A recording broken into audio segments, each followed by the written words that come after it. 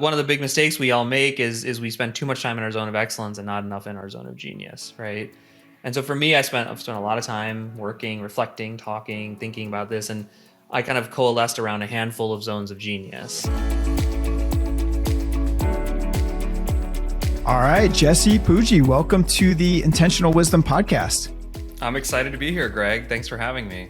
Yeah, I'm fired up to have you here. I have been kind of following you for some time now. I was trying to think about when I first came across your work, and I think I first came across you a couple of years ago on Twitter. This was before you were the current worldwide sensation that you are today on Twitter. But I think I came across you a couple of years on Twitter. I thought what you were posting was really thoughtful, some like really interesting frameworks around entrepreneurship and some really, thoughtful ideas. And then I heard you on, I think it was a Founder's Field Guide podcast with Patrick O'Shaughnessy, where you were talking about performance marketing.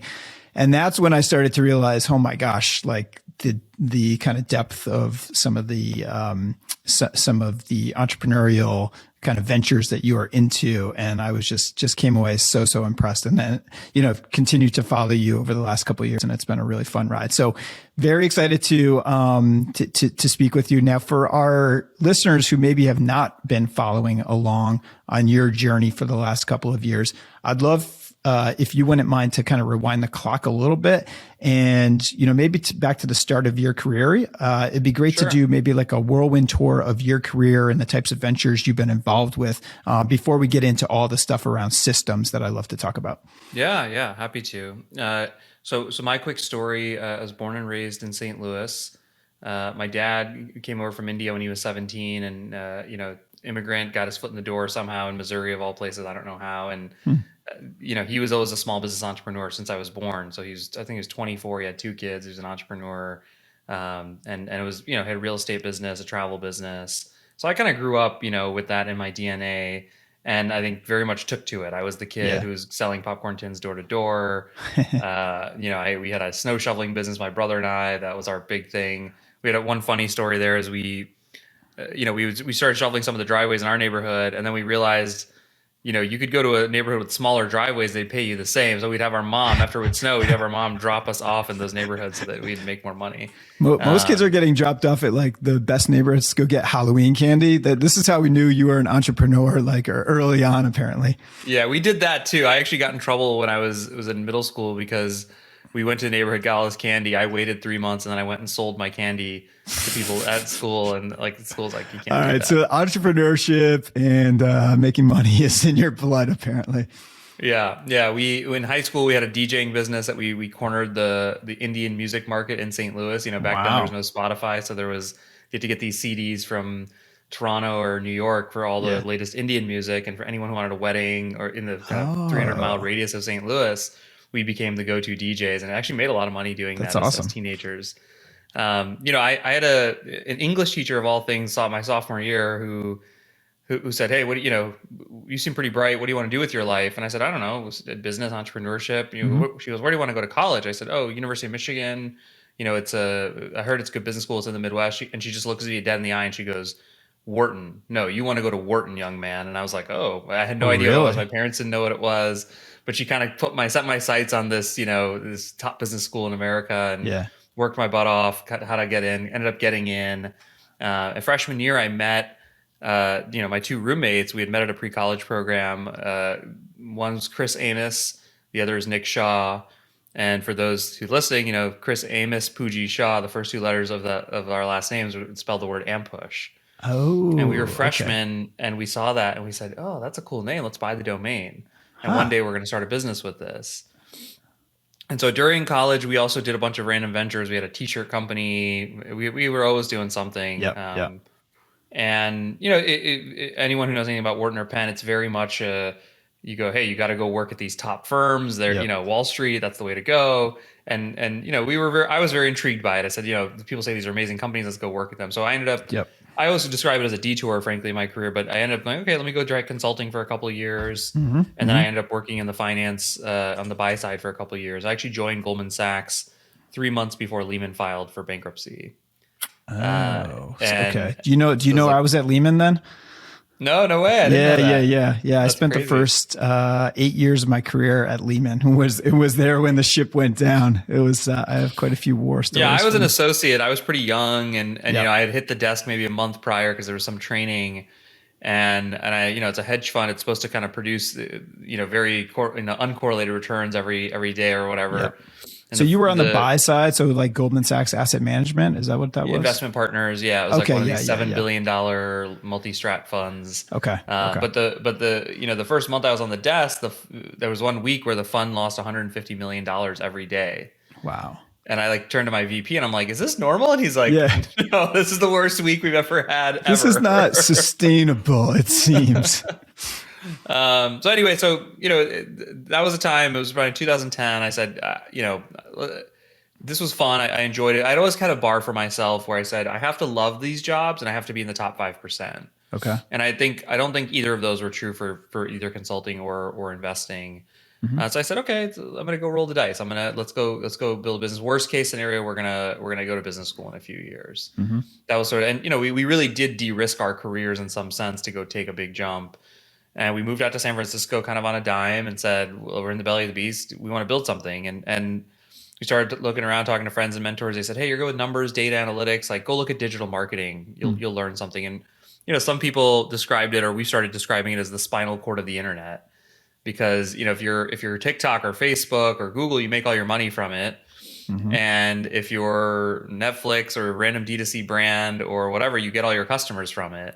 And so there's this idea of like, well, if we could learn the spinal cord, we'll understand the internet really well. So let's start to learn digital marketing and online advertising and kind of start to enjoy it. And a long story short, which I can go into more if you want to, is that was right around the time Facebook was launching their self-serve ad platform. So we were these young folks, 25, like, oh, let's try these Facebook ads. And we had a couple clients that are paying us on a performance basis. And what was a 5% margin on Google for us was an 80% margin on Facebook. Oh, wow. And so we said, oh my God, let's go scale more of these. And I remember making some of the first ads myself. They worked really, really well. And we said, let's scale. And maybe 18 months into starting Ampush, we were already doing in the millions in EBITDA. It was like 6-7 people, but it was this very profitable business. And we got a call from Facebook. And this was your same crew from college? It was Ampush, yeah. It was Chris Amos, Jesse Pujji, Nick Shaw. That's awesome. Who are all dear friends still. I mean, very close friends. And we got a call from Facebook about 18 months into the business, and I said, who the hell are you guys? You're one of our top 100 global advertisers. Wow. Your name is like next to, P&G. Who what is this? Come meet us. So we went to meet them, and they were probably expecting affiliate marketers, and in walked these former Wall Street guys. We had decks and slides around the product and how they should automate it and make bidding easier. And they said, oh, this is great, guys. We're looking for third-party partners to give access to our API to kind of build around our ecosystem. Would you be interested? And we said, yeah, let's go do that. And so we sort of pivoted the business a little bit. And around that time, they were all Series A companies, but we started there was like 3 or 4 companies who could do Facebook ads well. This is 2011, 2012. Okay. Before mobile, before newsfeed. I mean, this is really early. And if you looked at our vintage of clients from 2011, 2012, the names on there's a bunch of names that none of us would recognize because the companies didn't work out. But there's a bunch of names like Uber, Dollar Shave Club, Peloton, Blue Apron. So these were all of our early clients.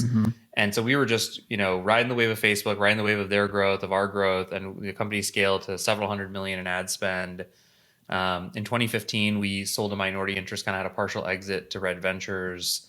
And they really taught us how to take the business from like a fast growing break-even business to what I'd say a moderately or still growing, but like very profitable business. So I continued to run that through about 2019. And by the way, I don't. So Red Ventures, I don't know if a lot of people know them. New York Times did an article about them recently, and it was like something like the biggest tech company you've never heard of, or biggest media company you've never heard of, or something like that. Believe it or not, I'm currently sitting about 2.8 miles from Red Ventures headquarters. Oh, nice. So they are right down the road from me. And I've got a lot of friends who work there. It's a really impressive company. In fact, I mean, Rick is one of the most amazing and under the radar leaders on the planet, I think, actually. Yeah. And I think in 10 or 20 years, people are going to talk about, I wasn't around in the 70s or 80s, but I assume Berkshire Hathaway was sort of a secret for a little while. And then eventually, oh my God, Berkshire Hathaway, it's this thing. Oh, yeah. I believe the same thing will happen with Red Ventures. Oh, I think interesting. books will Yeah. be written in the next 10 or 20 years. And I think it's going to Wow. be one of those kind That's of quite a things. call. Yeah, Rick Elias is the leader.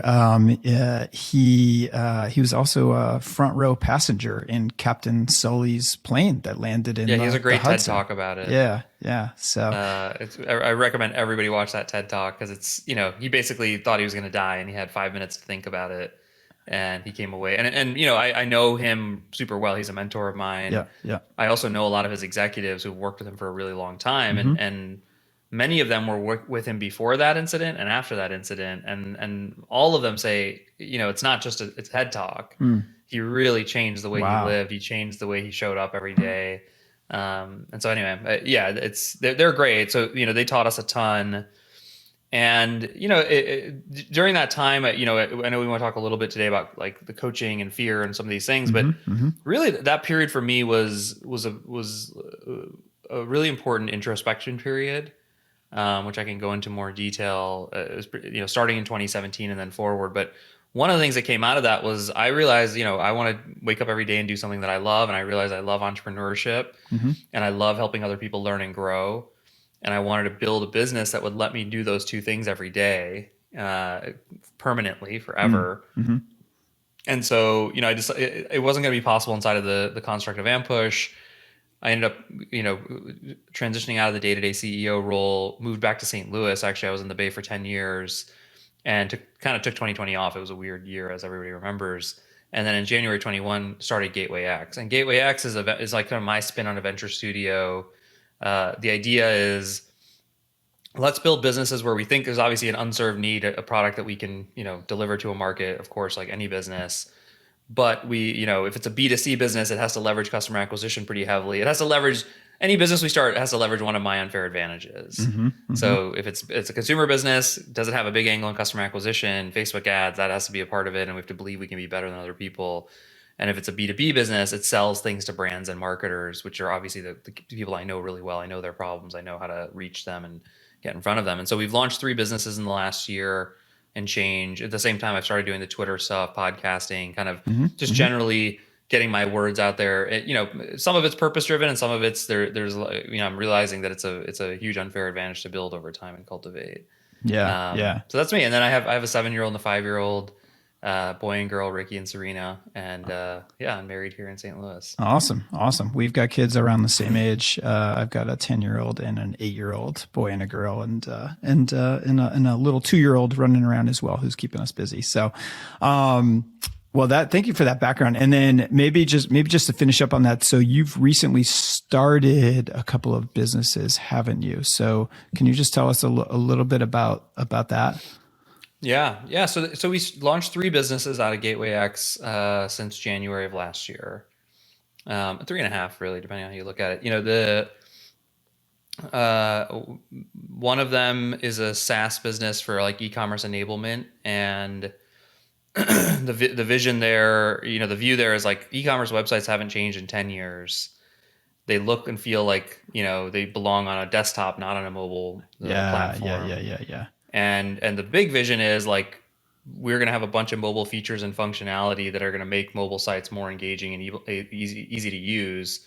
And you just think about how little like tapping, swiping, all these things that are normal in other parts of your phone, you don't do on an e-commerce website. Yeah. So you want to essentially take a website that you're going to go shop to buy something on and turn it into more of like a TikTok or Instagram type experience that people, or even like a, Tinder, like swiping. Like we have a bunch of product ideas and features. The first one we shipped, which I'll just show you, even though people can't see it, is essentially the stories experience from Instagram, but brought on to like an e-commerce experience. So this, I don't know if we're gonna be able to see this. Yeah, kind of. Okay. Anyway, I think I've seen you share something like this on Twitter before. Yeah, so it's got it's got those little circles at the top. You tap on them, and next thing you know, you're looking at products on a website, and you can swipe through them quickly and tap through them, and then we've seen it, pretty dramatically improve average order value for multi-fashion sites. So that one's called Kahani, kahaniapp.com. And then we launched a consumer brand, which is a bigger story, but I was like really eager. At first people were like, you should go buy a bunch of brands, Jesse, and do your customer acquisition stuff. And I talked with 30 brands Mm-hmm. in January of last year, and I just didn't feel excited about it. And Mm. when we talk about energy later, like I didn't have the energy. I wasn't, and instead I just started like, I want to build one. I want to like get a Shopify site up, and I want to, and so I started building the site, randomly picked like digestive stuff, which I get, there's a whole backstory, but we've evolved it and iterated and completely changed the brand and the product and the problem it's solving. But what we found was we started meeting a lot of doctors, and one doctor came to us, who we met, and she said, 1/3 of women suffer from bloating. It's a huge issue. Nobody's addressed it. And we said, oh, really? And we started like doing some research, and we found that the term bloating is searched more often than the term erectile dysfunction. Huh. And we go, that's crazy, because there's all these like hymns and all these, really, Uh-huh. like, how come no Uh-huh. one solved this? And we went back to her and said, well, explain it to us. And it's actually really, like, it turns out there's a lot of, it's a common feeling. It's a really uncomfortable feeling. Women in particular don't like it because it affects physical appearance a lot. Okay. But there's a variety of different reasons that it could be caused by. And it could be because you're not digesting food properly. It could be because you're not being regular. Like, there's a bunch of reasons. And so, Mm-hmm. Mm-hmm. so it was kind of an interesting category. We did the classic sort of painted door test. We made 5 fake brands. One was called Rhythm. One was called Lightness. One was called Superbiotic. And we basically put together a product that's not available anywhere else in terms of combining all the reasons that could possibly be there. Yep. And then we tried the term Unbloat. And Unbloat outperformed everything by like 60%. Wow. And so we launched this brand, Unbloat.me. It's a single supplement, ends bloating. We launched it in January, and we're close to 1,000 subs already, and we're at unit economic profitability. So we're at this really interesting juncture now where it's much more about scaling. That's awesome. And it's That's been fun awesome. to kind of bootstrap that one, because there's a lot of these financing companies out there, as you know, like once you're in unit economic profitable, they'll essentially fund the working capital piece of it. So you don't really need, cash. You do, but you don't need a ton. It's cool to me how you almost like came across that. So you're someone who my sense is like has a really good sense of data and has your arms around like how to gather data and customer insights. And it's really interesting to me like how you almost came upon the problem itself and then came upon like, how to position it, but by leveraging some of those skills that you have.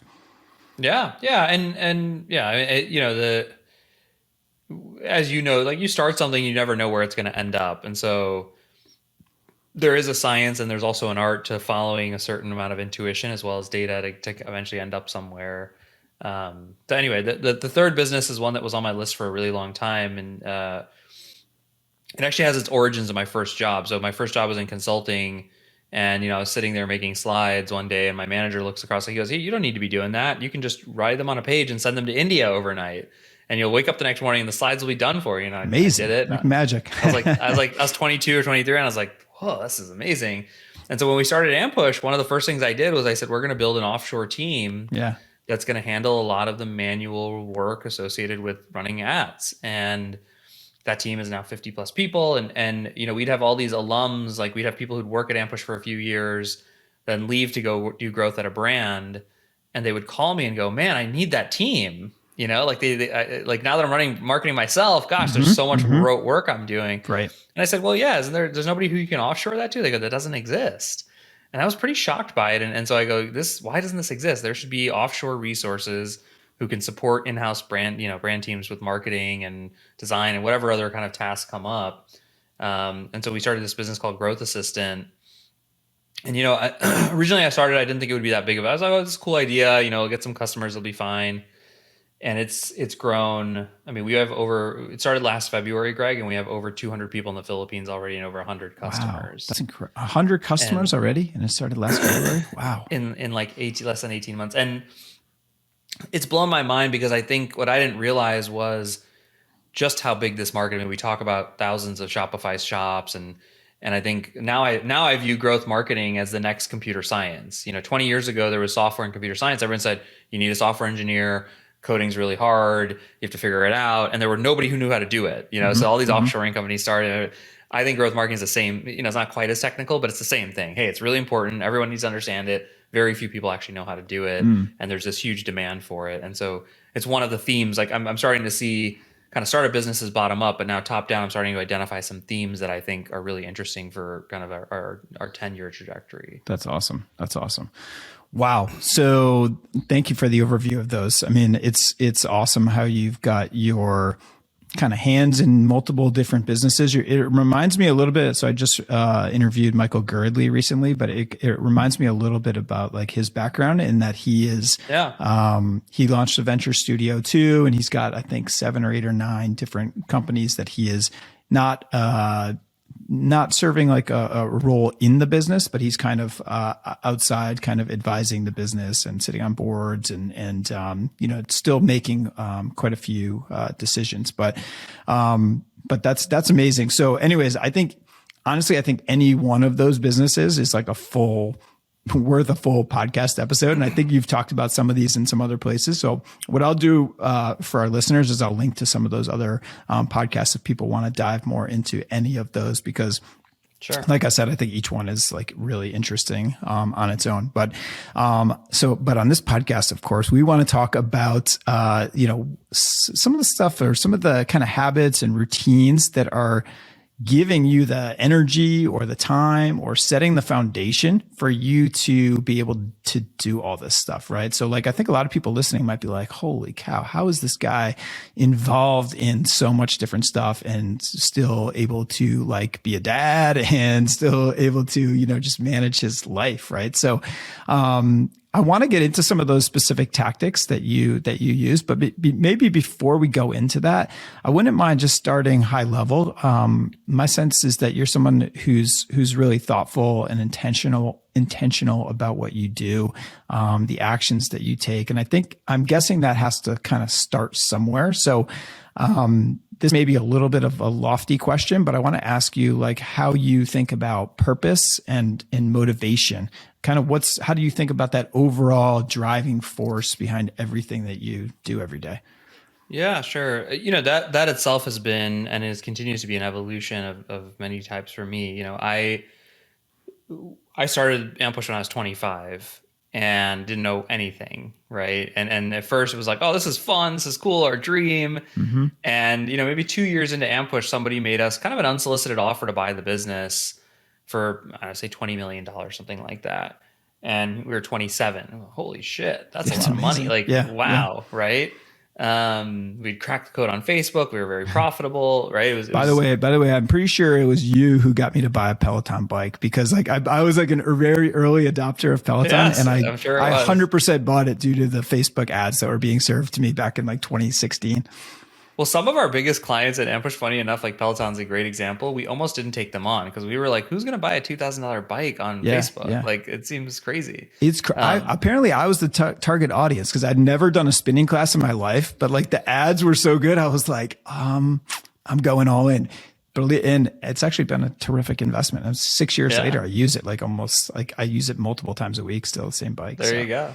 So we sort of looked at each other and go, wow, that's a lot. Like, whoa, we can make a lot of money doing this. And because I don't think initially we were motivated as much by money so much as like, let's go do this thing. Let's go prove to ourselves we can do this, Yep. And then from 2012 to 2015, on the advice of friends and whatever, we just sort of said, no, grow at all costs. We were bootstrapped, so it was hyper growth without a balance sheet, which I don't ever recommend to anybody. And we just wore ourselves so thin, and the company went from, a few million in revenue or, whatever, single digits to like well into the 8 figures during that. It was like probably 4 or 5x during 3 years. Wow. And we were dead, we were tired. Mm-hmm. And we said, great, we're going to just go sell it. And everyone told us, when we started this strategy, the ad tech world had really good multiples. By the time we took it out to market, that wasn't the case anymore. And we thought someone's gonna write us a fat 9-figure check, and there were still very nice high 8-figure offers, but we were really like emotionally screwed up, and we were like very disappointed. And we didn't even know it was disappointment, by the way. We just thought it was, no, that's not a fair deal. We just got no. We think we can sell for more. Like, let's And so we did this interesting like. If I could have gone back, I would have told myself to feel my feelings, which I didn't know how to do at that time, and actually acknowledge things. And I didn't do any of that. Instead, I was like, okay, let's cut a weird, we cut this deal with Red Ventures where they bought a minority interest in the company. There was a future potential for them to buy the business at a bigger valuation. Like there's all these complicated things which are not super important. And we said, great, we did that deal. And it sort of let us sort of not fully face the reality of that moment, I think. And so, my daughter was born, I don't know, a year and a half after that.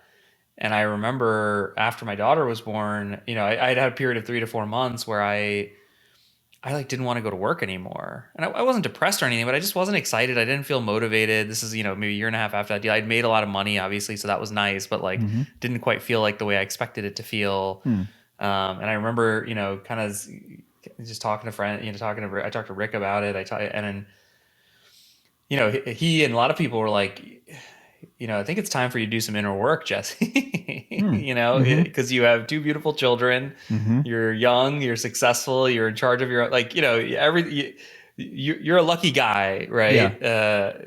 But you're not seeing that. So there's probably something you're missing in this, and we're doing some inner work. And so I've we talked to a bunch of coaches. I ended up partnering with a coach who I still work with today, and really changed my life and changed my family's life and my business career. And you were asking about motivation, maybe 3 months into, 6 months into working with him, he was just like, I hate to break it to you, but you use fear to motivate yourself all the time. That's the only thing you use, it seems. Yeah, that really resonates with me, because I think probably more of us than would be comfortable saying use fear as a motivator, right? So tell me more about that. I mean, I'm very interested in hearing about like how you found a coach, and like if you have any recommendations on that, because like I've never personally worked with a coach, and I don't know if you would consider this like a career coach or a life coach or what you would consider there, but it would be very interesting, I think, for folks to hear about like your journey there in terms of finding someone, in terms of like what you think is important to look for in a coach, but then also more about this kind of concept of living by fear. And I don't know if that's like a philosophy of this. Yeah, no, sure. I'll explain it. Yeah. Well, so yeah, I can explain all of it. In terms of finding a coach, we did the way you do it for any other thing. We talked to people, said, hey, do you know a coach? We're looking for a coach. And we ended up kind of running a process and meeting 5 or 6 coaches. And I think now when you say who is that? Me and Nick, after that Red Ventures deal, Chris sort of decided to move on. Yeah. And then me and Nick were kind of running the business together at that point in 2017. Okay. And so were you looking at it from the perspective of like the 2 of you were saying we need like someone to coach us like professionally in our careers? Is that how you were thinking about it? I think a lot of smart people, including Rick, said, dude, go get a coach. Like go get a founder coach, whatever, CEO coach, go find a CEO coach. Okay. I don't know. I don't think we had that nuance that you're describing at that point. We just said a person who does this. As we met these people, we started to kind of realize there was a little bit of difference between them, right? And now I tell people there's like a 2x2 in my head, on one axis, one side of it is, have they been a founder and did they understand this and have they actually lived this life? And on the other end is like they're a professional coach. And then that was our version of it. And then on the other side, there was like, are they a spiritual life coach or are they like a business consultant? And we sort of wanted someone who was high on the one side. We wanted someone who had really lived in our shoes and understood us, and then probably someone in the middle between business coach and life coach. We didn't. So it's on one end of the spectrum is someone who's never been a founder, who's just like you're saying there's like a life coach essentially. On the other way of the spectrum is like business consultant, former entrepreneur, almost like a board member. We didn't want that either, so we sort of wanted. That's how we thought about it. I think like that could probably. I like the way you think about that. I think that could probably be more broadly applicable too. Like if somebody is not necessarily a founder, but let's say they're let's say they're in the medical profession. Maybe they would want somebody who's had that type of it. So it's more like looking for somebody who's had like your specific experience of like where you're going or where you want to go. And then, figuring out where on that spectrum of like spiritual versus like just business. Yeah. And then there's just chemistry too. It's like, do you get along? Do you trust? And we met Dave Cashin as our coach. And he went to Penn, he went to Wharton, he worked in finance, he started a company, like he just very much knew the journey we were on. Now, is he older than you? Are you does that matter? He's a little older. That didn't matter. That didn't matter. I mean, I think we were very young, right? We were 31 when we did. So like every single coach we met was older. He might have been the youngest of the elders, but yeah, anyway, so we sort of met a bunch of them, and then we said, great, let's start working with Dave. And he uses this paradigm that I'm a big fan of now, obviously, called from the Conscious Leadership Group. Their website's conscious.is, and they've written this famous book called The 15 Commitments of Conscious Leaders. And they really present this paradigm for motivation, right? They say, look, humans, generally speaking, are motivated by 5 things. None are good or bad. There's no good or bad in any of these. They have various trade-offs. And fear, it's the most common. It's the most powerful. If I put a gun to your head, you'll run faster than you've ever had. The trade-offs are that it tends to leave a negative residue on you and others. So it tends to lead to burnout and negativity. And then the other trade-off is that it's not sustainable. Like if I put a gun to your head, you're going to run really fast. But eventually, if you've outchased me, you're not going to run anymore, and you're not going to feel the need to run. And they kind of go up the spectrum. There's extrinsic, which is money, titles; intrinsic, which is kind of beating your own score; play or genius, which is oh, this is just fun, and I'm enjoying it, and it's that's more motivating. And then there's empathic. I don't know if that's the right word, but empathic love. It's actually love for the human experience. So it's not how you love your kids, but I always think of it as how a restaurateur, they may enjoy cooking, which is the genius, but they really love how people break bread around. They love how the human experience is enhanced via good food. So it's how are you enhancing the human experience in a meaningful way? And if you kind of go through the spectrum of them, as you go up that spectrum I just described, the theory that they put forward is they're also all powerful, but they become more sustainable and sort of self-reinforcing. Right. So when you can, every time you help the human experience, you want to help it more. It's not it depletes itself in any way. Or I always think of some examples I've heard people talk about, maybe Dave talked about them, was entrepreneurs tend to be addicted to fear, by the way. It's what helps entrepreneurs, that chip on our shoulder. Travis Kalanick's a famous example, theoretically. I don't know him. This is just theory, right? And he's uber big chip, we got to prove ourselves. We're the scrappy underdog. Next thing you know, they're the biggest private company on the planet. Right. And what I think someone who believes this would say is, hey, he sort of self-sabotaged. He needed to feel fear again. He wasn't scared anymore. And so he actually did a bunch of destructive things to himself to go in and feel fear. And entrepreneurs self-sabotage all the time. So the fear is not necessarily always a bad thing, but to your point, there's more sustainable ways to motivate yourself. Yeah, I think that's right. And a couple other examples I think are just helpful. They say Bill Gates was this Microsoft was this fear, a guy became the richest man in the world. And then he was he left and he went to go help the human experience because he had sort of, the fear was gone. And he doesn't continue to be motivated by the problems at Microsoft. And versus look at Warren Buffett, his best friend. I mean, it's a very obvious Warren Buffett lives his life in play genius. He just loves what he does, right? And he's freaking 91 and he's still doing it, right? And so I think that's kind of the paradigm. And I think what's interesting about the paradigm is he said, you guys are much more fear motivated than you think. And there's all these things that he started to show us and mirror to us. He said, you know how often I hear you guys use the word should or must or have to? He goes, aren't those words laced in fear? Should is and it's something my wife and I have actually eliminated from our vocabulary with each other. We shouldn't, we should go to this party this weekend. We should go to this kid's birthday party. That's are you familiar with the author Brad Stillberg? He has a saying that it's something like, stop shitting all over yourself. Yeah. Well, I didn't realize how much I use it. And we've replaced it. My wife and I at least have replaced it with I'd like to. Yeah. I'd like to do this. I'd like to do that. And it's even as the listener, but with the sayer, it sounds more excited. I'd like to go to this party. And to the listener, it doesn't feel like immediate guilt. It doesn't feel like an immediate heavy, oh, we should go to this party. Oh yeah. I don't. And then by the way, it's there's this whole thing about arguable language. It starts, no, we shouldn't. We don't need to go to there.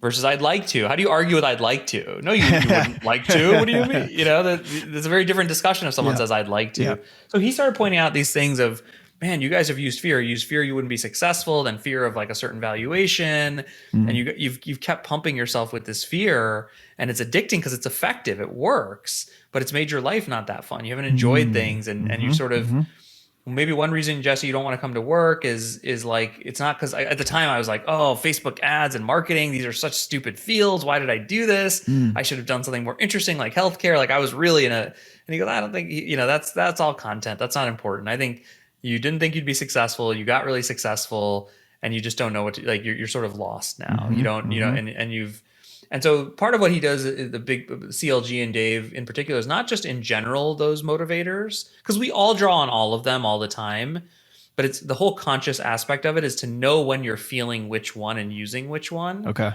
And then choose it. So it's like we tend to revert to fear just naturally. That's a very human response, right? We're wired that way. Oh, something's wrong. Okay. Oh, I feel fear. I gotta go do all this stuff. That tends to be the way that we respond. So the idea is like, hold on, stop, take a breath. How do I want to show up here? Do I want to show up kind of from almost fear? like a mindfulness. I can see where the consciousness comes from. It's almost kind of like a mindful approach, and sort of like separating yourself, so like an arm's length separation from the emotion or the feeling, and like to recognize it. And then maybe that gives you some power to deal with it in a way that you want to deal with it. Yeah, they would say, I think what they actually say is recognize it, feel it.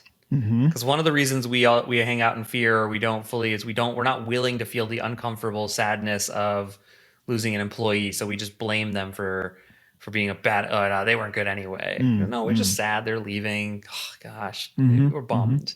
Or we're not willing to feel the scaredness of not knowing how we're going to hit some goal or something. Like we actually deny our feelings, and in doing that, we don't fully feel them. So we kind of stay in this state that we can't get through all the way to the parts of play genius and the empathic love part. Oh man, I feel like I'm going to have some homework to do, some psychoanalysis on myself after this episode. This is a great framework, I think, or a great lens to sort of think about all this. Yeah. Through. And when we first heard it, by the way, it was interesting. We were first in denial. Like, no, I don't use fear. What do you mean? I'm an entrepreneur. I love it. I'm enjoying making money. And it took some real, like him really helping us see that we were using it all the time. Yeah. In big and small ways to motivate ourselves. And then once we saw that, then it took me 18 months from there to even consider letting go of fear. Because I was very skeptical. I said, well, hold on. If I don't have a big target I need to hit, if I'm not, like, how am I going to get out of bed in the morning? So I went from denying I used it to then actually going, no, actually you're right. I use it, and I'm never letting it go because I need this fear. Right. I need it because why would if I didn't have the ambition to go start a thing? And at one point he said to me, he goes, Jesse, what are you afraid of is going to happen if you don't let fear motivate, if you don't give yourself some huge market cap or revenue number to go hit, and then just pump yourself constantly to go hit that? And because what do you think is going to happen? I go, I don't know. What if I like watch Netflix all day and I just don't do shit? Like, what would I was like, I don't know. I'm kind of lazy on the down low. Like, what if that's what happens? And he goes, do it. He goes, go. I want you to take a week off work. I was like, no, man, what's wrong with you? He's like, no, trust me. I did it. After 3 days, I was like, this is boring. Right. Yeah. I want to go do some interesting stuff. Yeah, and he goes, like my sensei, he's like, hey, young grasshopper, what you see is that, like, you're still a creative guy who wants to go build stuff. You don't have to use fear as the thing to get you to do that. And then that once that really became apparent to me, it unlocked me to say, oh, I don't have to give myself a big target to get up in the morning. I can just focus on the things I love doing, like my play or genius, or I can focus on a part of the human experience that I want to enhance and make better. And it's not, by the way, this is not a switch that just you wake up one morning. It's a daily, hourly thing where I'll still wake up and look at something and feel fear, and then go, well, actually, no, I prefer to choose genius here. I prefer to choose, empathic love. And I'll give you a great example of it. I have a lot of people who worked with me for a long time and knew me before this and knew me after this. And one of the paradigms of conscious leadership, by the way, which relates to this, is context versus content. They argue, and I did not believe this for a long time, I do now, that like content is wholly unimportant for motivation, which sounds very different than what most people say. For example, people go, no, I want to do healthcare. I'm not motivated by marketing. Or I want to do software. That's I get excited, and they go, nah, none of that stuff matters. That's just content. That's just like what's going on in the world. The context is from where are you doing it?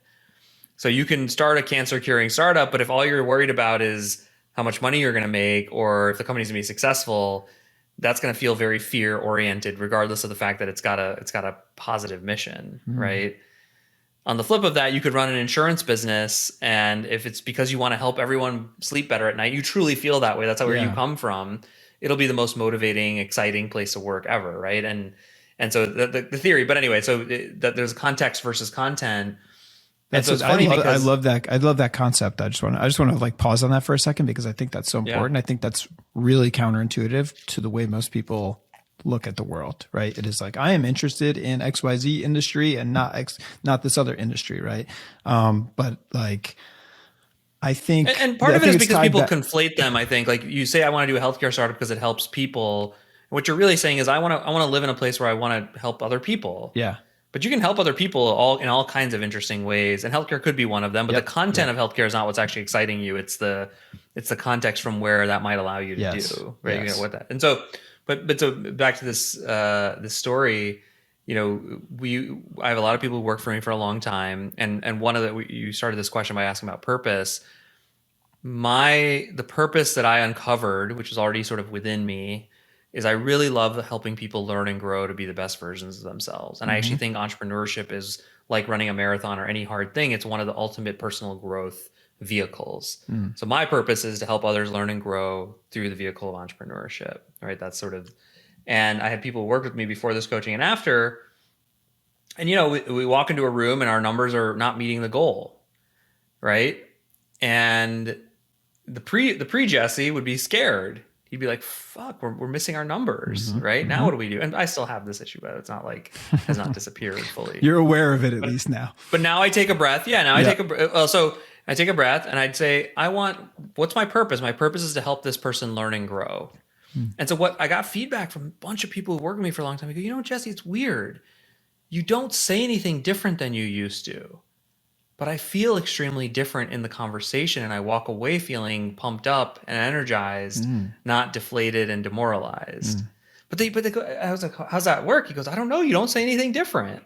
And that's a perfect example of content versus context, which is if your numbers are down, the process is the same. What's the driver? Let's break it down into its component parts. Okay, what could we change? Can we do this? Can we do this? Can we do this? Right? But what they were saying to me was, of course, my analytical brain did the same work in both cases. But in one, I was like, they could feel the fear. They could feel I was scared. They could feel, hey, why didn't we think about this? Well, what did we do around this? What about this thing? They could just, you know, that's how you show up in that moment versus going, what do you think are the big drivers of this? How might you solve the problem? Well, here's an idea for you. Like, you know, you're going to say the same stuff because it's just that mindset shift ends up being massive. Yeah. And that was really validating for me because I was like, wow. So it literally, like, you say the same words, Jesse, and they didn't know all the nuances of the coaching I was doing. They just saw how I showed up in a meeting when our numbers were not being, or whatever, numbers are not being met. So yeah, it's that's sort of the purpose thing and a really, really powerful piece of all of this. That's really cool. So let me ask you this, just on the conscious leadership side. I mean, if someone is listening to this and that this is the first time they've heard about this, I mean, what would be like a first step to start to educate yourself a little bit more about this? Would it be going to check out the book that you mentioned? Go to conscious.is and watch their videos. They have a really nice landing page that has sort of the top 3 or 4 core videos of like to conceptually grasp their view of this. And then they have a book, which I think is a wonderful read. And then they have a bunch of resources and exercises you can do. Cool. You know, as I've gone into other paradigms, they're all kind of different flavors of coffee, you know, if you will, like, but there does seem to be some consistency. I like theirs because it translates something that's pretty high level and they have lots of exercises and activities. And so like to give you an example of one of the, you know, and Dave would use these, our coach would use these all the time. I said, you know, Dave, I'm not happy with feedback in my organization. I want there to be more feedback, right? And a business coach sort of knows what to do. Business coach says, well, start having more one-on-ones and every manager must do this, And that stuff, I've done a lot of that stuff. And, you know, sometimes it just doesn't work. And And there people goes, why does that stuff get stuck? It doesn't work. And he used one of their exercises, which is called the recipe exercise. And it's an exercise in reflection and responsibility. So we pulled the whole executive team together as an Ampush. And he goes, what do you think you guys are on feedback in your culture? And I said a 6 out of 10. Someone said a 7 out of 10. He goes, okay, so you're not a 10 out of 10. He goes, why? Like what? And each of you guys write down 5 ways you're making it not a 10 out of 10. Take some personal responsibility. Everybody take responsibility for this. And it became, we looked at the list and we started collecting the list. And what would you like it to be 10 out of 10? And what are reasons that, stopping you from doing it? And it was really just the individuals had not taken full responsibility to full stock. And it was more powerful in terms of improving feedback in the organization. And then a bunch of people made commitments to what they were going to do differently than any sort of initiative we'd ever rolled out that was a business initiative around feedback. So I like it because there's actual real exercises where the rubber meets the road. Yeah. And anyway, yeah. I like that. That's cool. It takes it from the high level theory to like, okay, how can you like actually practically implement this in your life or in your business? Okay, cool. Well, let's talk about some more of these tactics, and get down to some specifics. So I want to talk about, energy management and time management specifically. So I had Kat Cole on this podcast a couple of months ago, and I asked her my closing question, what's one thing that she's figured out in life that maybe others haven't? And her answer was around the importance of energy management. I imagine that maybe your answer to that is tied in with what we've already talked about. It's like, working on things that are important to you, maybe that give you energy, but tell me, like, how do you think about that? So if you're involved with so many different businesses, like I said, anybody looking at it from an outside perspective might be like, how on earth is this guy doing it? How do you think about maintaining your own levels of energy? Yeah, sure. And look, I think the first thing I would say, just to acknowledge it, is like, I also have that question of how am I doing? Like, this is a grand experiment to some degree. I have to remind myself of that also, so I don't get too caught up in the success of it. None of us have all the answers, but I'm curious, like, what you're using. Yeah. And I don't know. In a year, I might tell you, what, all these different businesses didn't work. We ended up consolidating against one, and so I just want to give that voice because people listening out there go, oh, this guy's running 10. I don't. It's a thing I'm learning how to do myself. And so the thing that I'm trying to do, and I'm doing a decent job of it, I think. It relates to energy, and it's essentially the fourth rung of that motivation ladder, which is play and genius. And so one of the many concepts, conscious leadership, I think it co-opts it from other authors and stuff, but it's called zone of genius. And they talk about, zone of genius. There's the zone of incompetence. Like, for me, it's any kind of handiwork around the house. Like, I'm just incompetent. I don't like doing it. That's my zone of incompetence too. It must be something about having the May 23rd birthday, Jesse, which we both share, that leads us to have that incompetence. The Gemini Alliance. Yeah.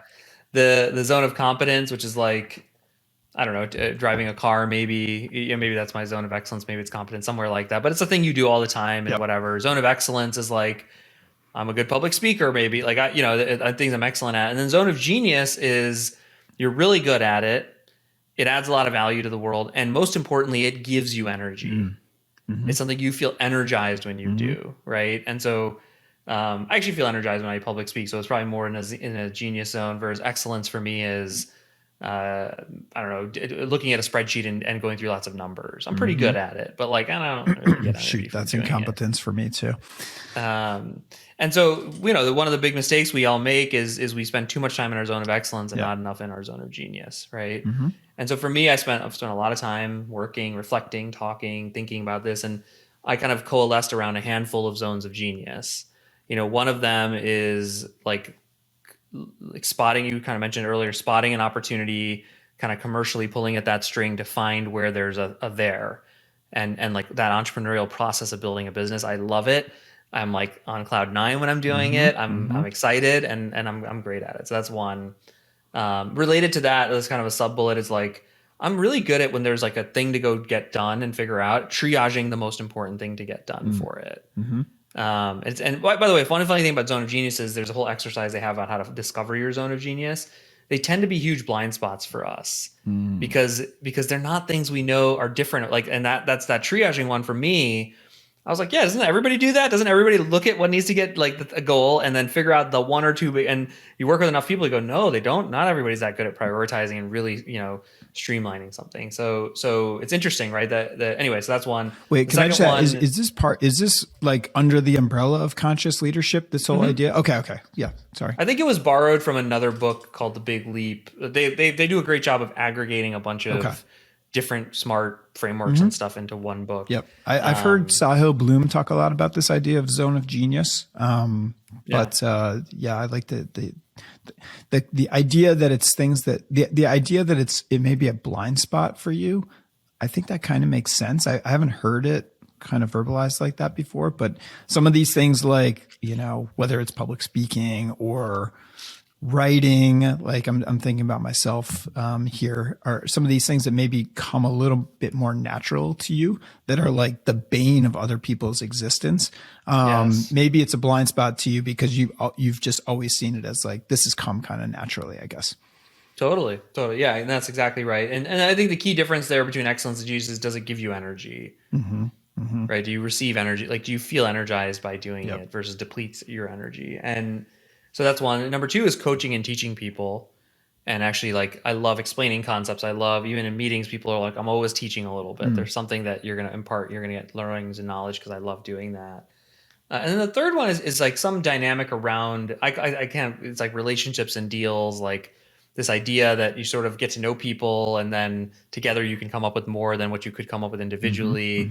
There's something about that collaboration that I'm like really good at staying in touch with people. And it's, again, one of these things that I didn't notice. Someone says, how do you stay in touch with all these? Like, I don't know. I just like to text them sometimes or send them a link, and I enjoy it when they come back to me and say, oh yeah, I had a kid or whatever. I just like, that gives me energy. And so what I've tried to do at Gateway X with all these things is, and then I guess the other thing I would say is there's some knowledge areas, obviously marketing, sales, whatever. But what I've tried to do is say, I am going to engage in these businesses and try to live 75 to 80% in my zone of genius at all time. And so something's not in my zone of genius, you won't see me doing it. So for example, like running weekly staff meetings. I don't run the weekly staff meetings. There's like a GM or COO, type person in charge of each business. They run run that meeting because that's not a thing that I get energy from. I do get energy from joining it, coaching some people, helping us prioritize to the right place if I see a misprioritization, but prepping for that meeting, running it, checking what each person's doing. Super important, by the way. I'm anally like, hey guys, well, who's working on what? Like that, like let's have, but I'm not the guy who wants to run that stuff and track it. It's just, and actually getting comfortable with that and knowing that has been really an unlock for me. Like the creativity of how we're going to name these things or message them or market them. That's a thing I engage with a lot in the businesses. The operational parts of, for example, for Growth Assistant, placing the right offshore person with the right client. I don't touch it. Adrienne, she runs Point. So it's really just being very intentional and thoughtful about where and how I engage. Now, do you have it mapped out? Do you have, like, I'm almost picturing like concentric circles or something like that. Like, do you have it mapped out? Like, these are the 3 or 4 things that I consider to be like zone of genius, or like, is there any where you have that documented and you look at? I've never drawn it. I've written that kind of the user guide for myself where I explain it and explain how and best to leverage me. Okay, that's interesting. And so like for the leaders who are running each of these businesses, I've given them the framework of accountability around numbers and goals, obviously, and some of that stuff. That's just an important part of it. I help them prioritize stuff. And then my goal is to inject as a force multiplier into each of them in the areas where I can actually move the needle that's really valuable to the business. So what's this user guide? What's this? Is this like a 1-pager like that you sent to executives to say, more like than that? It's like 5 pages. Okay. There's a good article out there. There's First Round has an article called like the secret to management, write your own user guide. So it's almost like you're a product and you want people to know how to use you out of the box. Yeah. I love that. That's really cool.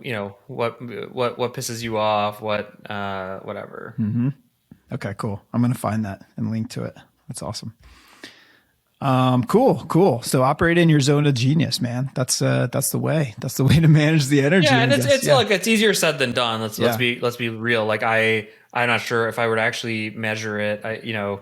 There's no way I'm at 75, 80%. I'm probably right now 50, 60%. Yeah. The good news is I can feel it and tell. Like I can tell when I'm hyper reactive to things and I'm kind of working off my heels and energy is being depleted from me.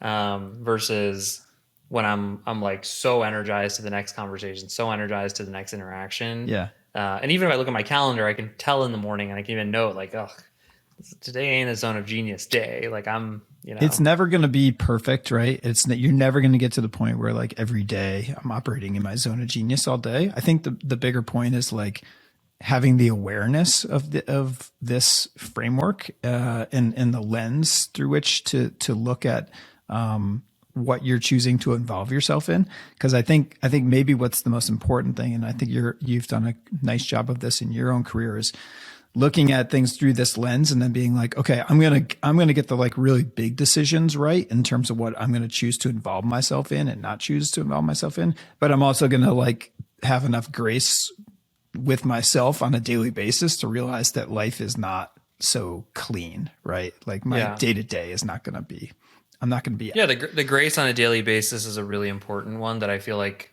maybe guys my age and your age start to develop. And if you're a little bit younger, you're tougher on yourself. And I think what I found, like for me, for working out has been an interesting one where I realized for the first 35 years of my life, I would either be really fit and like really aggressively working out, like doing P90X, or I'd be like a fat blob. And I just like oscillated between the two, right? Not in a way that most people would notice, but in a way that was you very much noticed. on my mind. Yeah. And I realized it was because the only way I could get myself to work out was guilting myself. Like it was being mean to myself and guilting myself. And then I actually realized that the second I said, you know what? I don't know if I should or shouldn't work out. Do I want to? Do I want to play tennis? Do I want to? It's been the massive, most consistent unlock for me of I work out 5 times a week, but I'm not on a strict schedule for it. I don't have to like manage every second or minute. I have some thoughts on getting intentional around it, but if I miss a workout, it's not a big deal. And when I was 32, if I missed a workout, I would stop working out for a month. Because I'd be like, oh, you missed a workout. What's wrong with you? And then I'd like next day I was like, oh, you missed another one. And next thing I'd just like be in this like little mini downward spiral of guilting myself around working out. Wow.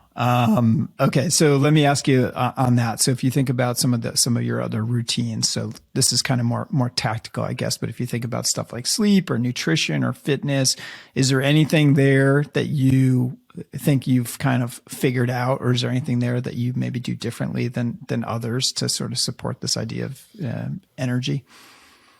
Yeah, I'd say I'm 80% on this schedule with, not a travel and stuff as some of the biggest ones. I have committed to like a meditation habit in the morning. One thing I've committed to is I don't look at my phone's not next to my bedside. So it sits in my office actually where I'm sitting right now. And I wake up, I try my best to go an hour without looking at my phone. That's pretty impressive. So yeah, I have it outside of my room, but I pretty much am checking it as soon as I wake up to see like what happened overnight. Yeah. So I wake up, I try to meditate, now, meditate. Do you use an app or do you just sit quietly or? Either or. I'll either sometimes do that. Sometimes I use waking up. Okay. Sam depending Harris's on app. my headspace. Yeah. Then I do like this like gratitude journal. I think I've tried a few different ones. It's called 3-minute mornings. It's like letting go of one thing, grateful for 3 things, and one thing you're going to focus on or something like that. And I find that to be really powerful. And people are interestingly like gratitude journals. A lot of people have tried and don't like them. And I find that if I do it, it's just such a change. And it's especially the advice I give everyone, because I think people burn out of them, is you can't be vague about it. Like I literally am like yesterday at 1 p.m. when my daughter laughed, this goofy laugh, I'm grateful for that. Yes. Yeah. And you can't be like, I'm grateful for my family, for my something kids. Like that. Yeah, you got to make it a little more specific. Yeah. Yeah. So I do that. And then I try to just do not hardcore, but like some exercise or stretch for a minute, like literally 10 squats or 5 push-ups or stretch, like just do downward dog just to like get my body. Then I get ready. And we try to make a big habit in the house of saying goodbye and hello to each other, just like So I make sure I say goodbye to my kids if the days I'm not taking them to school or whatever. Then Now, the days I am, what's the driver of that? What's the thought process behind making a big deal out of that? I don't know. It's a little bit just like gratitude. It's like appreciation for each other. It's like, I don't know. I think of the classic, maybe it's a little bit fear driven, but it's like the classic thing of like somebody leaves the house and they get into a car accident and they die. And you're like, I never said bye to them. I know. I always think about that for some reason. I don't know why. Maybe it's just like a natural parent, worry or whatever. Well, it's like, yeah, what's the last, if every interaction was your last, cause it's like, let's live like that. And I don't know. So we really try to do our best to do that. And then schedule wise, cause I know you want to get tactical. Like Monday, Wednesday, Fridays, I typically don't take my kids to school. My wife does. They're probably gonna start riding the bus pretty soon cause they're getting older, but, and then Tuesday, Thursdays, I drop them. Monday, Wednesday, Fridays, I get home by 6:30 for dinner. Tuesday, Thursdays, I don't get home. Like I'm working super late or I work late, then I go play tennis or something. So I don't see the kids on those 2 nights. And then the nights I'm home by dinner, I put them to sleep. And so then, I think that's kind of my routine, and then it's a weekly schedule that's relatively scheduled. And I've been pretty good about honoring it. I think one of the things I'm struggling with in this mode is getting like really time to do thinking and working. And I'm trying to work on, one of the things I'm trying to do to improve that is like, not just leave blocks of my calendar open, but actually like on Sundays, sit down and schedule the big things I actually want to like write or work on as time blocks in my calendar. Specifically like, okay, you're going to, this time at 1 p.m. You're going to write some Twitter thread or you're going to, and I haven't done that to date. It's kind of happened. I've had to do that. I have had to do that. I feel like my calendar is so busy between job, parenting duties, coaching, all these different responsibilities that like, if I am legitimately going to, make an effort at Twitter, like I'm doing that on a weekly basis. I'm sitting down and like there's an hour in my calendar where I have to, it says like write a Twitter thread, right? Because otherwise it's just not happening, cause I know in my schedule, like if there's an open spot, somebody's going to fill it with something. Right. So I kind of need to intentionally. And one of the hard things for me around all these different businesses is like, even when I've tried versions of that or like, and I realize they need to be shorter blocks, not longer blocks. With longer blocks, I get like off task basically. But one of the weird things about having all these businesses, like in a moment where I have free time, even if I've scheduled it, but I don't have a meeting with somebody, there's like a million stimuli at any given moment. There's 20 Slack channels lighting up. Oh God. There's a report. I don't have Slack and I'm like thankful for that. Oh, really? Yeah. Really? I don't know. Yes. Wow. I've avoided it so far through 44 years of life. I like Slack. Really? I just always heard it's like so many notifications and things like that. And I'm like, oh gosh, I don't need more notifications. I turn off all my notifications. Okay. The only thing that ever makes a sound for me is my phone ringing. Otherwise, texts, I've turned them all off. I turn them off from the screen when you look at the phone. I turn them off from all my computers. So it's always me choosing to engage and then going through these different things. Cool. How about, and I want to be conscious of time here. So I ironically want to ask you a quick time management question. Is there anything, I mean, you mentioned that this growth assistant business that you've launched, is essentially a delegation, business, but is there anything that you've figured out from that standpoint, just in terms of time management, that you think, is particularly kind of worth sharing, whether it's how you manage your email or how you delegate tasks or anything like that? Yeah, I'm a inbox zero person. So I get my inbox to zero every day. And I think, is there a system to do such? Yeah, it's like whatever. I mean, it's pretty common now. I think like I've written a thread about it on Twitter, superhuman-ish kind of like use the keyboard shortcuts. It's kind of the 4 Ds. You delete, delegate, defer, or do. So I probably spend 2 hours a day on email, but it's an email and Slack, but it's very much the control panel for all these businesses. It's how I communicate things to people and So now, are that's you a big looking at part your of. email most of the day, or are you like batching when you look at email? Yeah, batching. Yeah, probably like my ideal would be 3 30-minute sessions. It ends up looking more like 2 1-hour sessions when all said and done. But it's pretty batched. Okay. Yeah. Mostly because the volume of email I get is like I can't even look at it intermittently.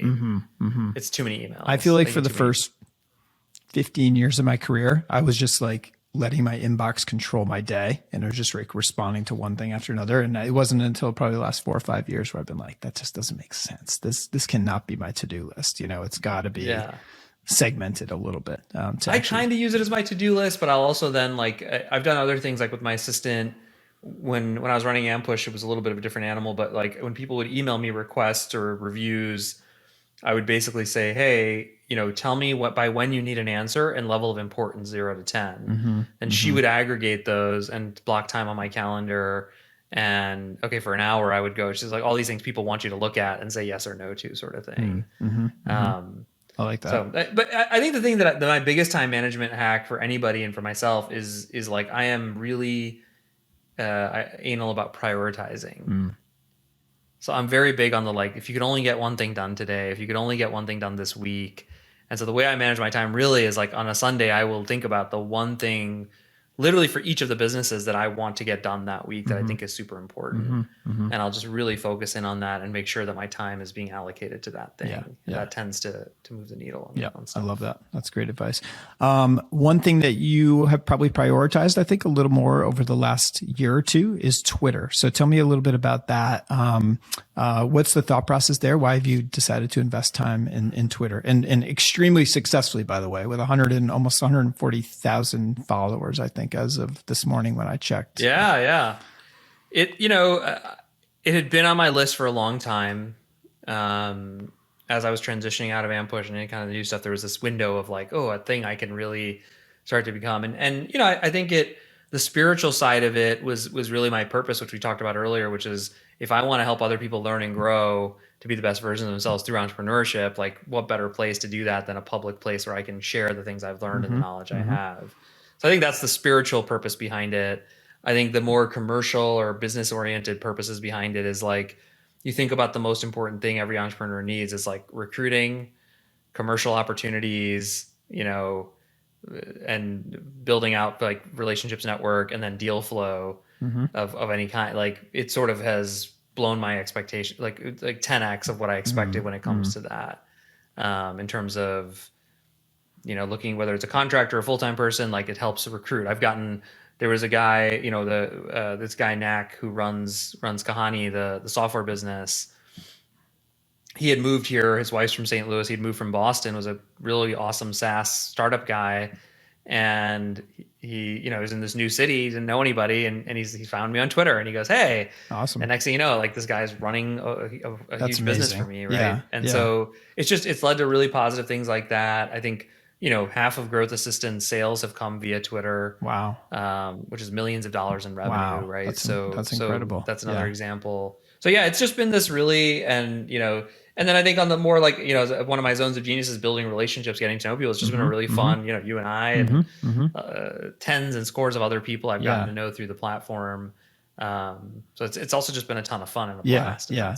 I mean, I think it's definitely a serendipity machine. And I think it is, I think it's one of these tools that we have where, you can connect with, like-minded people or people who are, let's say, further along in the journey than you are, or some people who you would want to meet, but maybe you would have otherwise no way to connect with them or no reason to connect with them. So that's what I've found. And I tell people, a lot of like friends of mine or people I know are like, oh my God, how'd you do that, Jesse?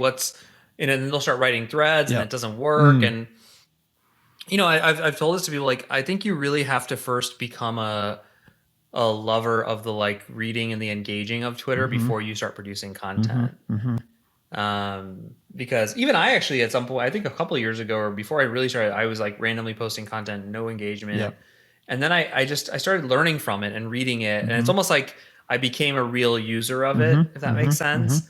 and mostly from like, I was getting a ton of value out of it. Yeah, So I tell people, yeah. I go, first, make sure you're going to get a lot of value Yep. as a reader and whatever, then start to see if you can join the party and add value to it. That makes sense. And I've almost seen invariably that people who've tried the other way, they just try to start blasting content. Yep. It doesn't really pick up in a meaningful way. Yeah, I think part of it too is like finding your tribe, so to speak, or like for me, it's been like I know, and I'm nowhere even remotely close to where you are on Twitter in terms of number of followers. But for me, like the value that I've gotten out of it has been like finding like a core group. So let's say there's probably like 20 people that I engage with like very regularly. And I'm trading DMs with them and like, have ideas for them on stuff they might want to write or, podcast topics or just anything really. Just have essentially, made those, 20 or so really good relationships. And it seems like there's kind of like a virtuous cycle that kind of gets going there. So, well, that's cool, man. That you've done an awesome job. It's been fun to follow you and your journey there to kind of see how that's developed. And so I'll look forward to watching that growth to 1 million followers probably before we know it. Okay. We're going to wrap up here. One or two let's do this as a rapid fire question. And then I'll hit you with the last question. So books or podcasts that have impacted your life the most, anything kind of tip of the tongue on that front? Yeah, I think 15 Commitments of Conscious Leadership we talked about earlier is probably a big one. I read a good book recently called Decisive, which I really liked, about becoming more decisive. I love entrepreneur bios for a variety of reasons. Probably like Made in America is one of my favorites. Podcasts. I mean, I love Patrick's podcast. Obviously, Invest Like the Best. I just think the depth and the interviews he does amazing. Are he's one really, of my really favorite strong podcast I like hosts out Founders there. Journal. Alex Lieberman does a wonderful job with Founders Journal, I think. And you've done several. So you've done some of the, business breakdowns that you've done? I heard the one you did with your brother on Peloton. That was awesome. Yep. That one's been a ton of fun for me. I've learned a lot doing it, but yeah, it's been a ton of fun. Yeah. Cool. Awesome. All right. Last question. It's not a hard one at all. It's super easy. This will roll off the tongue for you. No problem. What is one thing you've figured out in life that maybe others haven't? And I'm being somewhat ironic there. That's kind of a deep question, but interested in how you would tackle that one.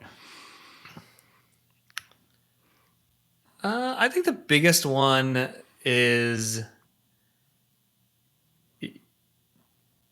nothing can really break you.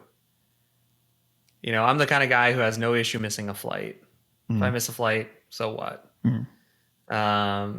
This willingness to really, I don't know, make a mistake or really like not like let things not go to plan and then rebuild or react. And I think like just, it's like, or like the first time you get punched in the face actually physically and you realize like, yeah, that hurt a lot, but like, I'm still here.